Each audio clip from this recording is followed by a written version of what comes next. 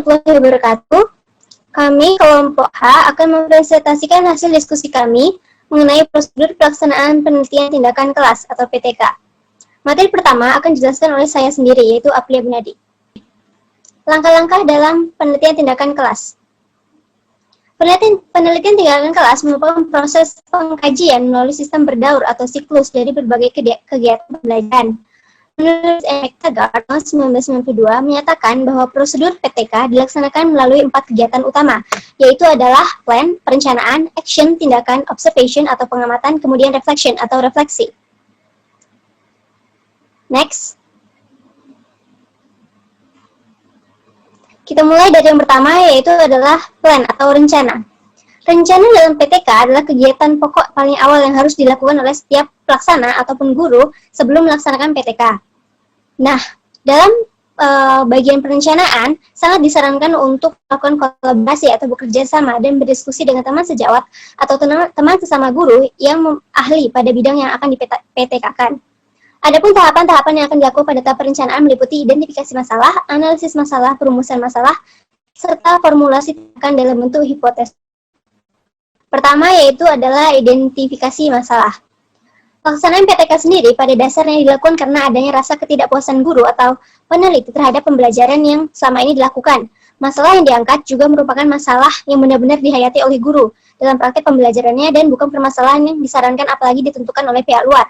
Oleh sebab itu, guru harus jujur untuk dapat merenungkan tentang masalah apa yang sedang terjadi di kelasnya. Adapun contoh permasalahan perlukan PTK antara lain, misalnya dari segi metode mengajar, kemudian strategi belajar, dan prosedur evaluasi. Mengidentifikasi masalah, ada kriteria yang harus dipahami, yaitu adalah masalah harus penting di guru maupun siswa yang akan diusulkan. Masalah yang akan diusulkan. Kemudian masalah hendaknya dalam jangkauan penanganan guru, artinya guru dianggap mampu untuk menyelesaikan masalah. Kemudian contoh masalah yang diidentifikasi sebagai fokus penelitian tindakan antara lain, yaitu rendahnya kemampuan mengajukan pertanyaan kritis di kelas siswa, kemudian rendahnya keterlibatan siswa dalam proses pembelajaran bahasa Inggris, dan sebagainya. Next.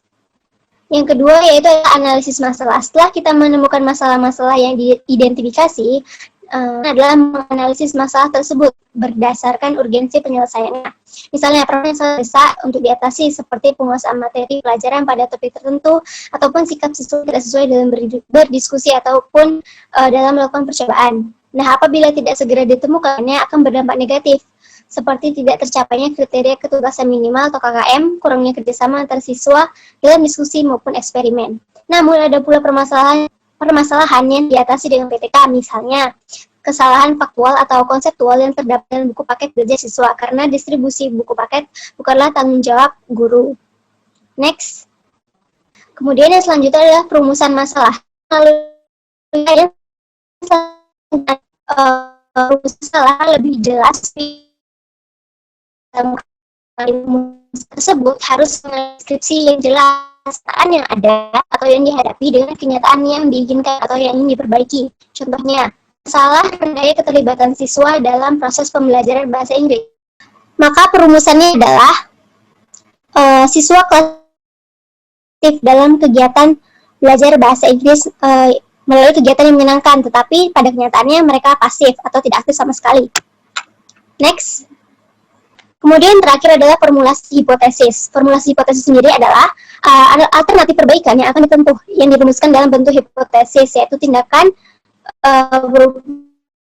mengenai perubahan perbaikan yang akan terjadi jika suatu tindakan itu dilakukan. Nah, dalam menyusun para pelaksana atau guru sebagai peneliti perlu melakukan, yang pertama merefleksikan pengalaman sendiri sebagai guru, apakah memahami atau menyelesaikan masalah yang sama, kemudian diskusi dengan rekan sejawat, pakar pendidikan, peneliti, dan sebagainya, atau orang-orang yang ahli pada kajian pendapat dan saran pakar pendidikan, khususnya yang telah disampaikan dalam kegiatan ilmiah, pelajaran pendidikan, kajian hasil-hasil penelitian yang relevan dengan permasalahan. Dan semua kajian tersebut dapat dijadikan untuk membangun hipotesis. Next. Setelah kita menentukan hipotesis, kita perlu menguji kelayakan hipotesis itu sendiri. Yang pertama yaitu, pada langkah ini, peneliti perlu mengkaji kelayakan dari sejumlah hipotesis tindakan yang diperoleh, baik dari segi jarak antara kondisi real dan ideal yang dijadikan rujukan. Dan hipotesis tindakan harus dapat diuji secara empirik, artinya peneliti mampu mengamati langsung tentang kegiatan itu. Nah, setelah melalui 4 tahapan dalam perencanaan itu, dapat dilakukan persiapan tindakan atau perencanaan persiapan tindakan, seperti membuat skenario pembelajaran. Yang kedua, mempersiapkan fasilitas atau sarana pendukung. Dan yang ketiga, mempersiapkan cara merekam dan menganalisis. Dan yang keempat adalah melakukan simulasi pelaksanaan tindakan, jika hal itu dipandang perlu. Baiklah, itu sekian materi saya. Materi selanjutnya akan dijelaskan oleh Dimas Arya. Baik, saya akan melanjutkan materi selanjutnya. Baik, selanjutnya yaitu tahapan pelaksanaan tindakan. Nah, pada tahapan ini merupakan setelah dilakukannya penetapan fokus permasalahan serta melakukan planning atau perencanaan tindakan, tahap selanjutnya ialah pelaksanaan tindakan. Tahapan ini merupakan tahapan pengimplementasian atau pelaksanaan dari semua rencana yang telah dibuat. Dengan kata lain, pada tahapan ini, rancangan strategi dan skenario pembelajaran diterapkan. Nah, di dalam pelaksanaan tindakan ini, terdapat hal-hal yang perlu diperhatikan. Di antaranya, satu skenario tindakan harus dilaksanakan sebenarnya alias tampak wajar. Tampak wajar di sini maksudnya, di dalam pengimplementasian atau diterapkannya pelaksanaan rancangan tersebut, penelitian tindak kelas, seorang peneliti yaitu guru harus mempunyai komitmen untuk mengikuti rancangan yang telah direncanakan sebelumnya, tanpa merubah kewajaran berperilaku, serta sebisa mungkin untuk menghindari situasi kekakuan. Artinya, biarkan mengalir seperti biasanya, supaya informasi yang ingin didapatkan dapat diperoleh dengan akurat. Yang kedua, tahap ini berlangsung di dalam kelas. Seperti kita tahu bahwa penelitian di kelas itu membuat serta meneliti hal-hal apa saja yang terdapat di dalam kelas. Nah, pada tahap ini juga berlangsung di dalam realisasi guru sendiri dari segala teori pendidikan dan teknik mengajar yang telah disiapkan sebelumnya. Langkah-langkah yang dilakukan guru tentu saja mengacu pada kurikulum yang berlaku dan nanti hasilnya diharapkan berupa peningkatan efektivitas. Lalu selanjutnya di dalam tahap ini juga termasuk di dalamnya penelitian melakukan observasi, refleksi, serta evaluasi. Jadi di samping guru itu melakukan penelitian, guru juga pada tahapan pelaksanaan tindakan juga melakukan beberapa segmen, yaitu contohnya seperti observasi, refleksi, serta evaluasi. Lalu yang terakhir adanya kolaborasi dengan pihak-pihak terkait. Seperti kita tahu bahwasanya di dalam melaksanakan tindakan kelas, seorang peneliti yaitu guru harus mempunyai kolaborator, yaitu seorang teman sejawat contohnya atau orang-orang lain yang terkait. Dengan keterlibatan kolaborator ini, sekedar untuk membantu si peneliti untuk mendapat lebih mentajam refleksi dan evaluasi yang dilakukan oleh mereka terhadap apa yang terjadi di kelasnya sendiri. Dalam proses refleksi ini juga segala pengalaman, pengetahuan, dan teori pembelajaran dapat dikuasai dan juga relevan. Next. Nah, seperti yang bisa kita lihat di slide, ini merupakan contoh, salah satu contoh dari aspek-aspek rencana atau skenario tindakan yang dapat dilakukan oleh satu penelitian tindakan kelas. Yang pertama, dirancang penerapan metode tugas dan diskusi dalam pembelajaran X untuk pokok bahasan A, B, C, dan D. Misalnya, dalam pembelajaran bahasa Inggris, guru ingin meneliti pokok bahasan apa? Misalnya penggunaan metodenya kah, atau strateginya kah, atau pendekatan ataupun modal serta model pembelajarannya. Atau ingin meneliti dari segi materi pembelajaran, misalnya urutan dalam penyajian materi, pengorganisasian materi, serta integrasi materi, dan lain sebagainya. Yang kedua, format tugas.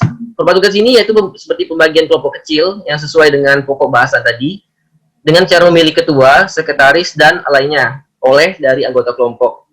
Bagi topik bahasan untuk kelompok dengan cara random dan dengan cara yang menyenangkan.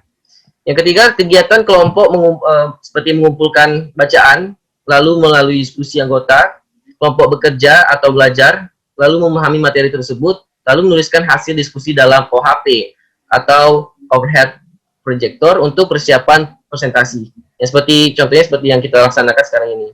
Lalu selanjutnya presentasi dan diskusi pleno, masing-masing kelompok menyajikan hasil kerjanya dalam pleno kelas. Guru sebagai moderator di sini. Lalu melakukan diskusi tersebut, dan lalu setelah diskusi selesai, guru mengambil atau peneliti itu mengambil kesimpulan sebagai hasil pembelajaran. Yang terakhir itu jenis data yang dikumpulkan. Jadi data yang bisa dikumpulkan di sini itu berupa makalah kelompok, lembar OHP hasil kerja kelompok, siswa yang aktif dalam diskusi, serta hasil belajar yang disanakan sebelum dan setelah dilaksanakan tindakan penelitian ini. Selanjutnya akan dijelaskan oleh teman saya. Terima kasih. Baiklah, pada kali ini saya akan menjelaskan mengenai pengumpulan data dalam penelitian tindakan kelas.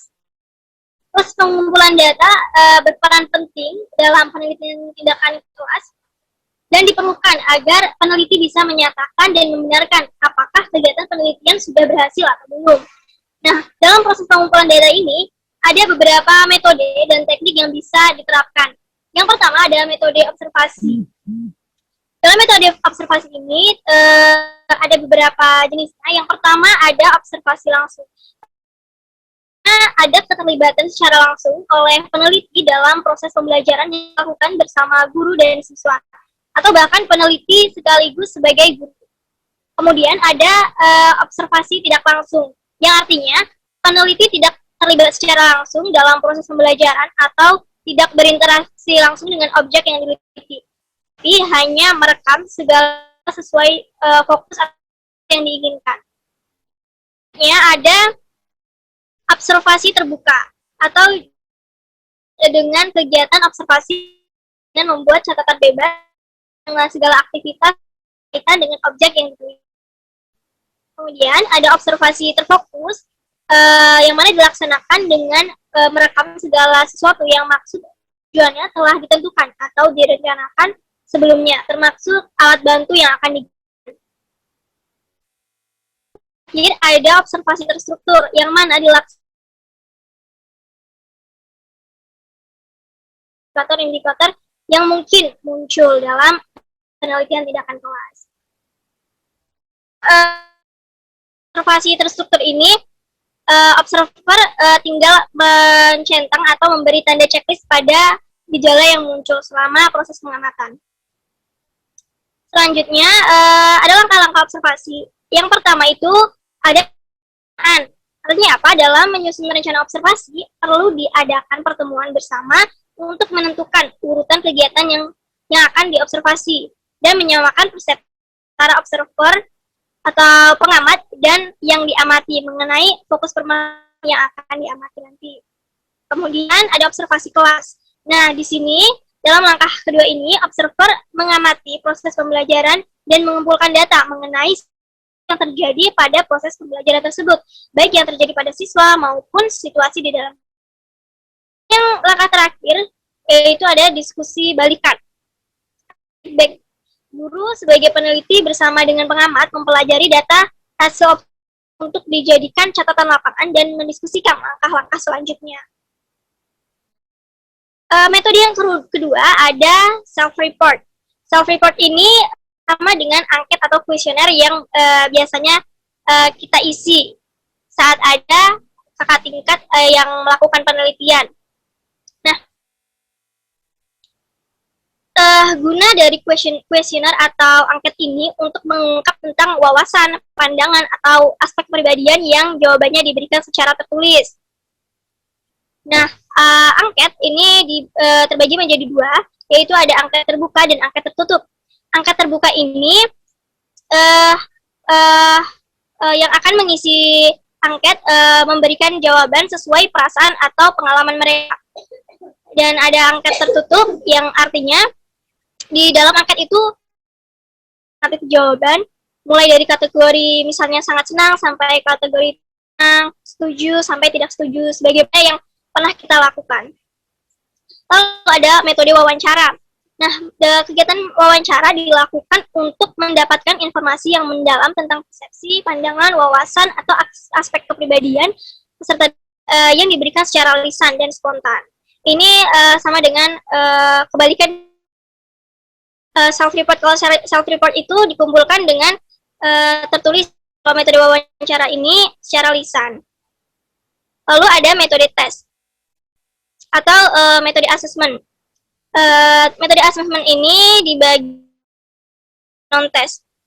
Metode tes ini seperti bersifat formal dan non-formal. Metode tes formal dapat dikatakan sebagai asesmen atau asesmen yang bersifat tidak langsung. Artinya, asesmen tersebut dilaksanakan secara terpisah dengan kegiatan pembelajaran. Sedangkan tes formal bisa berbentuk tes tertulis maupun lisan. Tes non-formal itu tes yang dilaksanakan secara terintegrasi dengan proses pembelajaran di kelas. Tes non-formal ini biasanya dapat dikatakan assessment atau asesmen yang bersifat langsung. Artinya tes ini dilaksanakan bersamaan dengan proses pembelajaran. Saya rasa sekian dari saya, selanjutnya akan disampaikan oleh teman saya. Saya akan menjelaskan materi bagian saya, yaitu analisis data. Nah, analisis data adalah proses mengatur urut data, mengorganisasikan ke dalam suatu pola, kategori, dan satuan uraian dasar. Nah, analisis data ini juga merupakan proses penyeleksian, pemfokusan, menyederhanakan, mengabstraksikan, serta mengorganisasikan secara urut maupun sistematis dan juga rasional untuk menampilkan bahan-bahan yang dapat digunakan untuk menyusun jawaban terhadap kelas. Nah, sedangkan menurut Suprayogo dalam Tanzeh, kegiatan penelaahan, pengelompokan, sistematisasi, penafsiran, dan verifikasi data agar sebuah fenomena memiliki nilai sosial, akademis, dan juga ilmiahnya. Nah, selanjutnya ada dua data yang akan dianalisis. Selanjutnya data-data yang akan dianalisis ini dibagi menjadi dua kelompok, yaitu pertama data kuantitatif dan juga data kualitatif. Nah, data kuantitatif itu merupakan data yang berupa angka ataupun bilangan, baik yang diperoleh dari hasil maupun diperoleh dengan cara mengubah data kualitatif menjadi data kuantitatif. Nah, sebagai contohnya, misalnya skor tes awal Tina untuk mata pelajaran matematika adalah 95. Nah, contoh lainnya, berat badan ini adalah 47 kg. Sedangkan data kualitatif merupakan data yang berupa kalimat-kalimat atau data yang dikategorikan kualitas objek yang diteliti, misalnya baik, buruk, pandai, dan lain sebagainya. Nah, selanjutnya, next. Teknik analisis data. Di sini ada dua teknik analisis data. Yang pertama, teknik analisis kualitatif.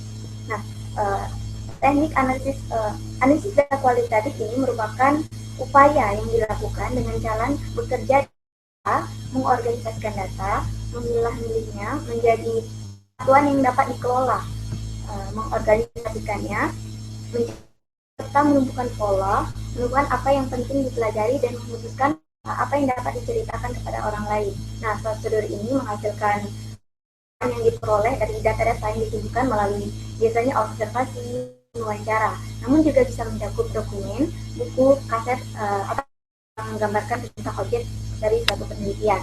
Nah, kualitatif ini adalah bersifat induktif.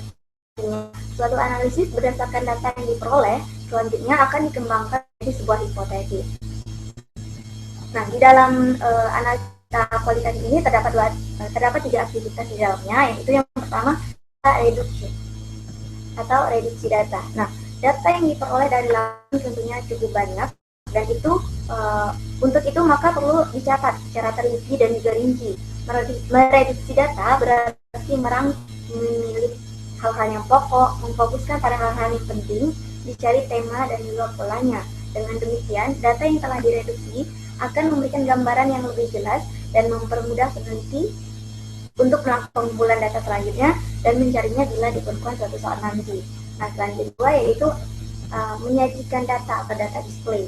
Nah, penyajian data ini dilakukan dalam rangka mengorganisasikan hasil reduksi dengan cara menyusun narasi sekumpulan informasi yang telah diperoleh dari hasil reduksi, sehingga dapat memberikan kemungkinan penarikan kesimpulan dan pengambilan tindakan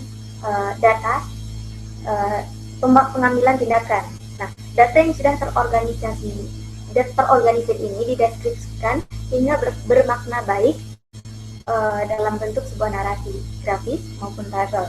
Nah, dalam penelitian, penyajian data memudahkan untuk memahami apa yang terjadi, merencanakan kerja selanjutnya berdasarkan apa yang telah dipahami sebelumnya. Nah, dan yang terakhir yaitu penarikan kesimpulan, verifikasi. Nah, penarikan kesimpulan dan verifikasi memberikan kesimpulan terhadap hasil penafsiran dan juga evaluasi. Ini mencakup pencarian makna data serta pemberian penjelasan. Selanjutnya dilakukan kegiatan verifikasi, yaitu kegiatan mencari validitas, kesimpulan, dan kecocokan makna-makna yang muncul dari data-data tersebut. Next. Teknik kedua yaitu ada teknik analisis kuantitatif.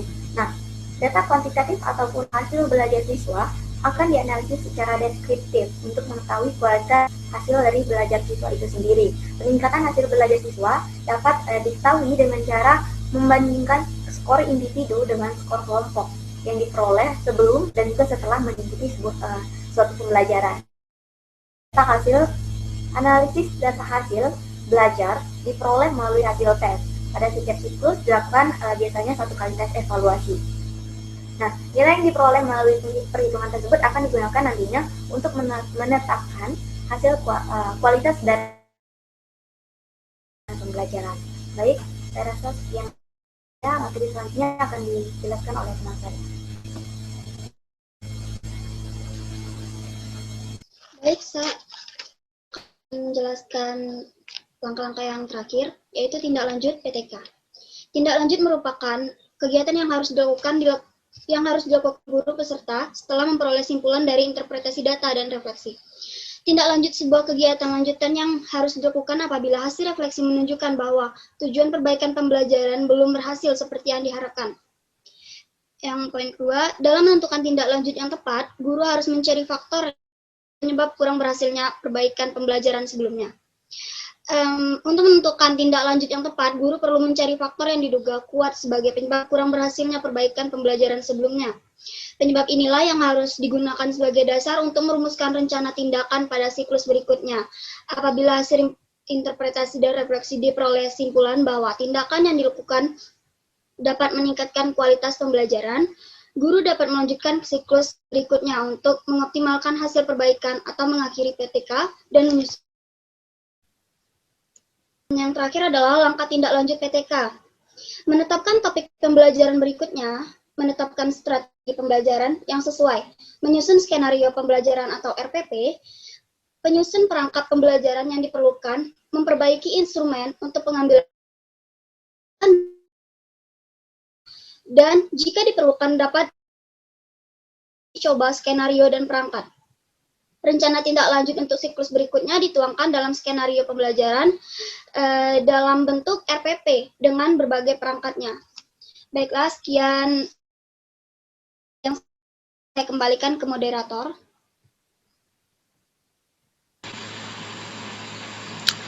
Baik, dari kelompok H mengenai prosedur pelaksanaan penelitian tindakan kelak. Atas perhatiannya, mohon maaf apabila ada kesalahan. Kami akhiri. Wassalamualaikum warahmatullahi wabarakatuh.